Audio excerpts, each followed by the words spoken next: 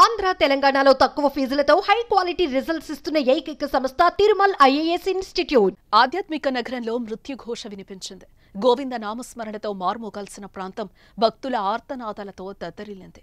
ఆ ఏడుకొండలవాడి సన్నిధిలో పెను విషాదం చోటు చేసుకుంది.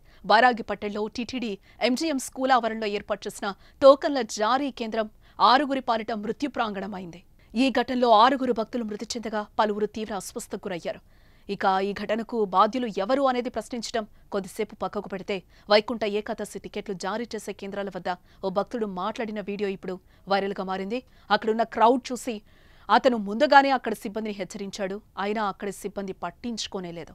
ఆ భక్తుడి మాటలు విని ఉంటే ఇంతటి పెను ప్రమాదం జరుగుండేది కాదు కదా అని కొందరు అభిప్రాయపడుతున్నారు. ఇంతకు ఆయన ఏం మాట్లాడాడో ఇక్కడ ఒకసారి చూద్దాం. మరి ఇక్కడ క్రౌడ్ పెరిగే కొద్దీ వచ్చే జనం పెరిగే కొద్దీ ఒకళ్ళ మీద ఒకళ్ళు తొక్కుకుంటూ పోతారు. తొక్కుకుంటూ పోతే ఏమైనా జరగరాని జరుగుతాయి.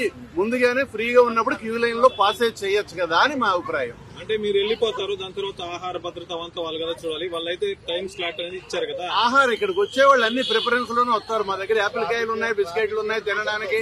రేపు పొద్దున వరకు సరిపడిగా తెచ్చుకున్నాము. మీరు పెట్టే భోజనాల మీద ఆధారపడి ఉన్నాం కదా. మాకు కావాల్సింది ఏంటంటే ఇక్కడ అమ్మని అవసరానికి టాయిలెట్లు కావాలంతే. అవి ఉన్నాయా లేవా అవి చేసామని చెప్పి వాళ్ళు స్టేట్మెంట్లు ఇచ్చారు. ఈఓ గారు వాళ్ళందరూ కూడా పేపర్లో కూడా వాళ్ళు టాయిలెట్లు పెట్టాము, అన్ని కావాల్సిన అన్ని ప్రజలకు ఇబ్బంది లేకుండా భక్తులకు ఇబ్బంది లేకుండా చేస్తున్నామన్నారు. ఎక్కడ ఒక టాయిలెట్ కూడా కనపడలేదు, మొబైల్ గానీ ఏవి గానీ. అంటే కావాల్సిన టాయిలెట్లే అవసరం. విన్నారు కదా, ఆ వీడియో ఓ భక్తుడు ముందే అక్కడ సిబ్బందిని హెచ్చరించాడు. చాలా మంది వస్తున్నారని ఫ్రీగా ఉన్నప్పుడు ఒక్కొక్కరిని వదిలేస్తే బాగుంటుంది కదా. చాలా మంది వచ్చిన తర్వాత ఒకేసారి లోపలికి పంపిస్తే జనం తొక్కుకునే ప్రమాదం ఉంది. క్యూ లైన్లో చాలా మంది పిల్లలు చిన్నారులున్నారు. ఇంకా చాలా మంది 2 రోజుల నుంచి లైన్లోనే ఉన్నారు.